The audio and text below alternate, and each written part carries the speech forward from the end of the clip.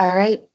Welcome back to Road to Wellbeing, the podcast where we have real, unfiltered conversations with top benefits consultants and wellness leaders who are transforming how we think about employee well-being. I'm your host, Zikea McCurdie, the Director of Wellness Programs at Wellness 360. So, today's conversation is going to be refreshingly honest and incredibly practical. We're talking about something every benefits manager and wellness leader struggles with. How do you actually build a sustainable culture of wellness in your workplace? And we're not just talking about implementing programs, but actually creating a culture. We're not just speaking about implementing programs, but creating a culture where well being becomes a part of your organization's DNA. And I couldn't think of a better person to tackle this topic than today's guest, Wendy Sellers. Now, if you don't know Wendy, you're about to discover why she's known as the HR lady. And trust me, this is someone who keeps it real. So, Wendy is a seasoned HR consultant, speaker, and author with 30 years of experience guiding companies from 5 to 5,000 employees. She holds not one, but two master's degrees, one in HR and another in healthcare administration, plus her SPHR and SHRM/SCP certifications. But here's what I personally love about Wendy. She's not about fluff or corporate speak. She's built her reputation on being authentic, transparent, and refreshingly honest about what actually works in the workplace. So, whether you're a benefits manager trying to justify your wellness ROI, an HR leader looking to build genuine engagement, or a consultant seeking proven strategies that actually work, this conversation is for you. So, thank you so much for joining me today, Wendy. Thank you. Hey, everybody. It's Wendy Sellers, the HR lady. I'm excited to be here. Welcome, welcome. So let's jump into it. Let's get started by kind of just giving a definition on what it means to create a culture of well-being within the workplace. Sure. A culture of well-being or a culture of wellness, it means that the company, regardless of the size, goes beyond offering perks or one-off health programs or, hey, here's some expensive health insurance. Good luck. It really weaves employee well-being into everything, their values, their policies, how their leaders and their managers behave, and then of course the work design itself. So it's about, physical health, mental health, psychological safety, work-life balance, of course. So we'll talk about that, but it really needs to be part of the company's DNA. So I love how you kind of highlighted it takes like the leaders being involved as well. So can you break down some of these foundational elements that's needed to build a sustainable wellness culture?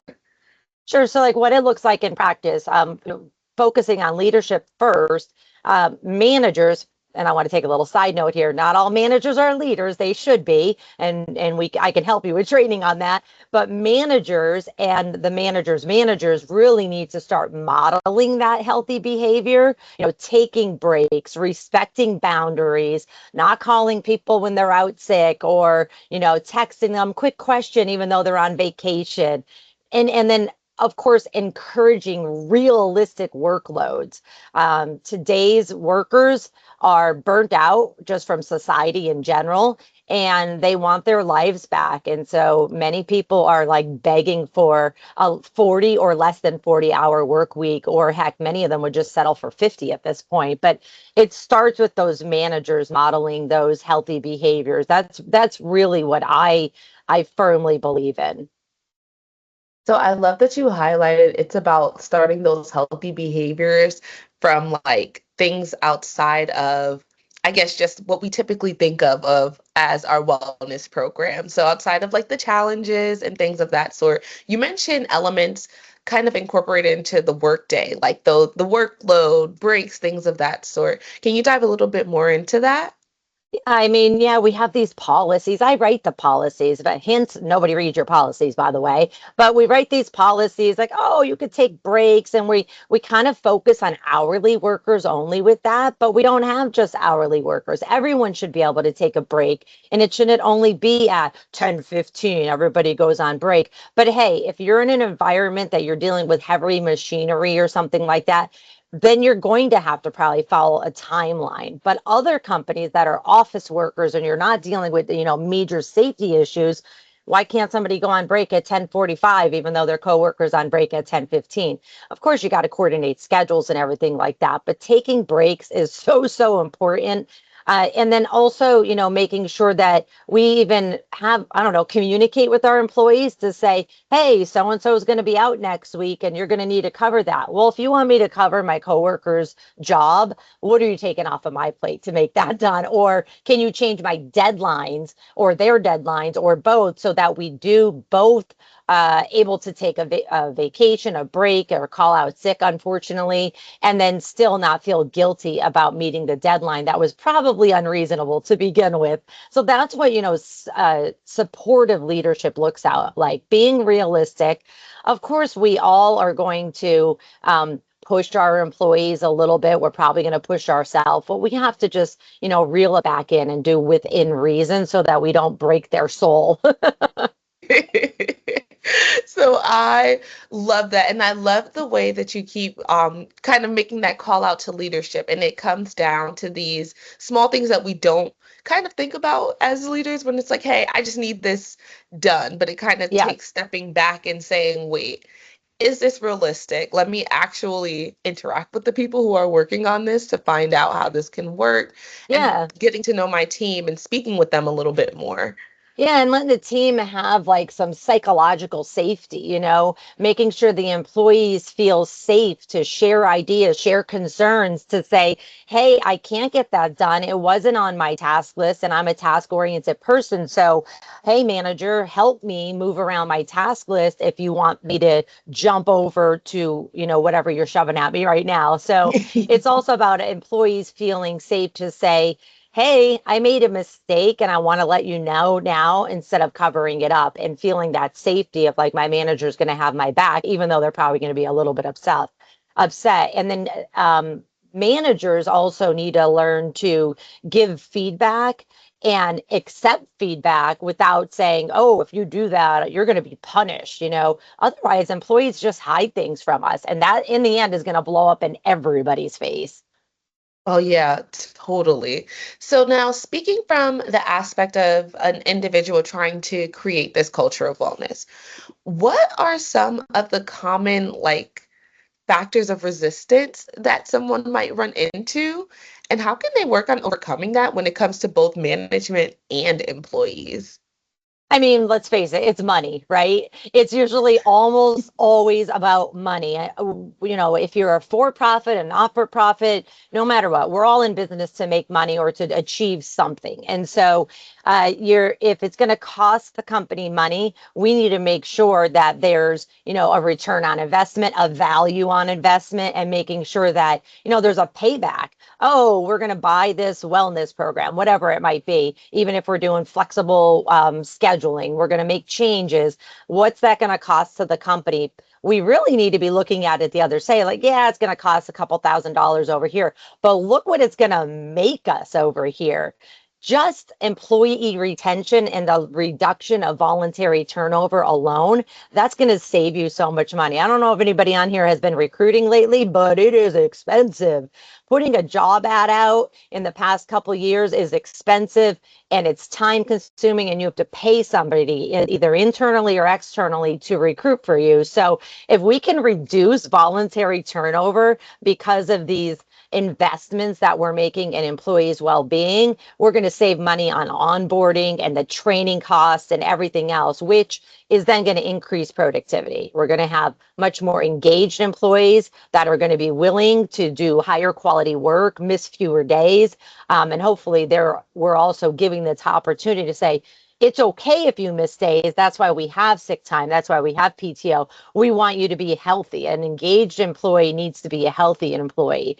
And then let's face it, also coming back to the money part too, most companies have some kind of health insurance. Not everybody, but most companies do. And if you are going to have healthy employees that feel comfortable saying, I need help, I need time off, or I just need assistance in a deadline change, we're probably going to have less absenteeism related to like stress and illnesses. And then, of course, fewer health insurance claims. And boy, that would be great when we're doing the renewal and it's not a 50% increase. It's only, a 27% increase. And then the other thing I did want to say, just mentioning about the connecting this to recruiting is if you have happy, engaged employees, that they're going to be your brand ambassadors for you. They're going to sell your services and your products, but they're also going to refer people when there's job openings. So that's going to give you a strong referral pipeline all around. So it's a win-win in my opinion.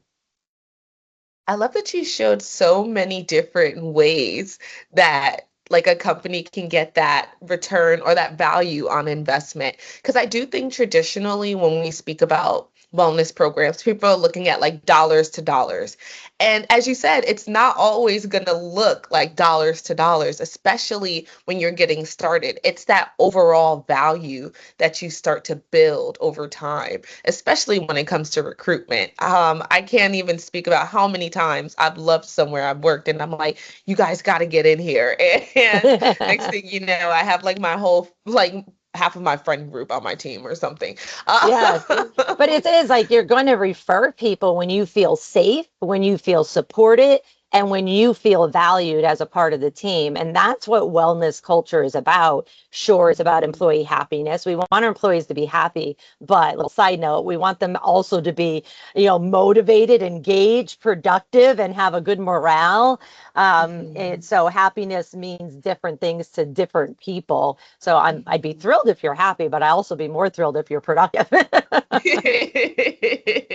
And I love that you mentioned that too. You mentioned both the health aspect where it's like, okay, you can see that reduction in your insurance premium costs, but then you're also seeing that productivity. So there's those both sides of the Right. wellness program, which I do feel sometimes that kind of gets lost in the sauce too when individuals are looking for these wellness platforms. It's like, yeah, we'll tackle these health issues, but it's like there's these other issues that could definitely shift your workforce as well. Right. Right. Mhm. Awesome. So, a next thing I want to kind of dive into are now we're starting to see a number of different generations in the workplace as well too. What are some strategies for engaging these different generations in wellness initiatives? Everybody thinks that generations are so different. If you have different generations on your team and you're not sure if your communication is getting through to them, ask them. Let's just ask them. Do a poll, do a survey, and then ask them what they want to be different. Maybe they don't want to be sitting in an hour-long meeting. Maybe they would prefer a text message or an email. But I honestly think many, depending on which generation you're in, you might be more the same than different of a different generation, because you also have things in there like personality styles and personality traits, which I write Mhm. about in both of my books. And so it's not just about age, or an age group, but, I'm Gen X, but I could be totally, identifying with the way Gen Z communicates one day, depending on the topic. So I would encourage everybody not to get so hung up on generations in itself, but just know that an individual is unique and depending on so many things, their education, their experience, how long they've been with the company, like I said, their personality styles, traits, then of course their generation all the way down to their age, but then also, where did they grow up? How did they grow up? What was the communication like in their last company? And did they like it or they didn't like it? So if you want to know how your employees want to be communicated with, ask them. I love that. Just being direct, kind of just diving straight in and saying, hey, we want to know what works best for you. And I do think that is super helpful. I think as a millennial, I think I get a lot of assumption that I love to be on my phone or on all of those things. And it's like, no, please, I'd rather speak face to face or on a meeting. Right. So I love Yes. that. I like that you use the word assumptions, because we assume like, oh, this person, I think they're this age or I think they're this. So no, just ask them how they want to be communicated with. Now, keep in mind, some people may be shell shocked that you ask them that. They're like, you're asking for my opinion. I don't know what to do. And so that's why I'm a really big fan of when you're just starting out going, okay, I want to start engaging with my employees and getting their feedback, of doing some online surveys. There's so many different options you can do. And I usually start start them out to make sure they're as anonymous as possible so that the employees Mhm. then feel comfortable that you're not going to use and abuse their information and target them. But you could still put, qualifying characteristics where they can tell you, maybe how long they've been with the company, or, maybe what department they're in, but just make sure you're not using these polls or these surveys to hold people accountable. We should be using it to change the company culture, or more importantly, improve the company culture, especially when I it comes love to that. wellness, psychological safety, again, supportive leadership, and making sure that all our employees have accessible resources. They know where our wellness programs, what they are, they know what they can access. It does drive me a little crazy when we only have wellness programs that, oh, you can only get that if you buy our insurance. Well, no, why don't we make programs accessible outside of the insurance? Because if somebody has insurance somewhere else, or they just don't want your insurance for whatever reason, then you're ruling them out and saying, no, you could only get this if you're part of our health insurance plan. So really think about Mhm. that as well. I know it might be cheaper, but it's not as effective. And it costs your health insurance plan too. Yeah, I've noticed a rise in more of the clients we're getting with Wellness 360, where they are looking to expand it beyond just individuals receiving their benefits, because they do see that like worth in opening up to their entire employee base. But I do want to pause really quickly. You mentioned your books. Would you like to share a little bit more about your books, please? Sure. So I have my first book is called Suck It Up, Buttercup, Be a Leader People Will Follow. And that is based on things that I used to say, like, oh, suck it up, Buttercup, and I was like, oh, wait, I'm the problem here. I'm projecting judgment onto other people. So in that book, I do talk about, communication. And that communication isn't just words. It's a lot of other things, from body language to personalities. I talk a lot about personality styles in there, in that, guess what? Mistakes are necessary for us to learn. If we don't screw up and feel that pain, we don't go, whoa, I don't want that to happen again. So Mhm. very, very important on that. And then I have another book about dealing with crappy leaders and jerks at work. And I teach people in there how to create company values so that we can hold everybody accountable for their behavior in the workplace. I love that. And I love how you mentioned, you were like, whoa, hold on, doing a little self-reflection here and could have approached Absolutely. this differently. I mean, it's hard, to do self-reflection at times, but I mean, I just made a major mistake recently with a client, and I was like, "Whoo, thanks for that feedback, because you were right." And so, and now it's like, oh yeah, I have to reflect on that again. We think, going back to the age thing too, think that, oh, you're Mhm. past a certain age, you're never going to make a mistake again. Yeah, right. We're always going to make mistakes, as long as we're willing to say, okay, I've learned from that, and if I hurt anybody, let me see what I can do to make that right. It's so important. So yeah, feel free to check out my books. You go to my website, thehrlady.com, and they're on audio, PDF, or on Amazon as well. I love that. Thank you. Thank you for sharing, especially that one about communication. I think that would speak so much to what you were mentioning about how it starts from building that culture, starts from the communication piece, which I think a lot of us think we're great communicators, but as you kind of mentioned, we can all use a little moment to kind of reflect really quickly and see how we can best work for Yeah, the and environment we're in. just remember that if you're a manager, a leader, or whatever your role is, and just running a team meeting for the day or a project meeting, if there's a couple different people in that room, you may have to have the same statement 3 or 4 different times, four different ways, because this person wants it succinctly, this person wants more details, it's too casual for this person. It may also be a language barrier for somebody else. So the term communication seems so simple, but it's so much more than the words that come out of your mouth. It's, your body language, your face, everything, and then the timeliness of it too. And so that brings it back to the wellness culture as well, because if somebody doesn't feel safe communicating to you or asking you for more clarification, then they're not in a culture of wellness. They're just not. Mhm. They're in a culture of fear. And that's going to lead to mistakes. It's going to lead to client issues. And it's, of course, going to lead to a negative employer brand. So really thinking about, what do I mean when I said, yeah, I gave them feedback. Did you? Did you really? Let's go through that again of how you gave them feedback. I love that you touched on that because you kind of segue to my next question about some of the common mistakes that we see implementing these wellness programs and how they can be avoided. So, one might be, individuals thinking they're communicating something clearly, but realizing, maybe not. So, kind of finding different ways to reiterate that message is one way. Are there any other common mistakes you see when companies are implementing these wellness programs? I would just say they may not get enough of the feedback from the entire employee base.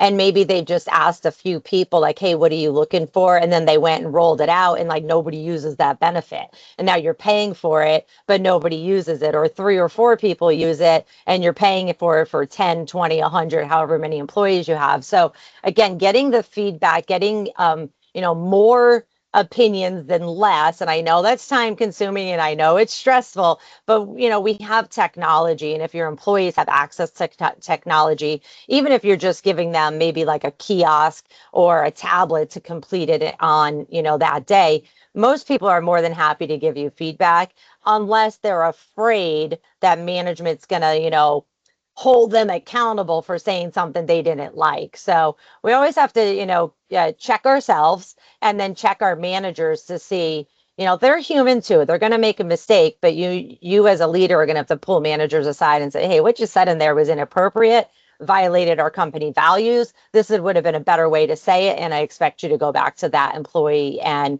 have an apology and a conversation with that employee to make sure that they know, hey, we're all in this together and we're human and we're here for you. The other thing is, often as managers and leaders, or whatever your role is, we hear things and we go, well, they didn't ask me directly, so I'm not going to say anything. But if somebody was saying, hey, I'm having anxiety today, or my mom's in the hospital, sometimes managers go, well, they didn't ask me for time off. And it's like, well, I think that was maybe a hint that they were trying to say to you, I need help, or I'm stressed out, and therefore this is why I'm making mistakes. Managers and leaders, or just, leaders, even if you're not a manager, should be going, ding, ding, ding.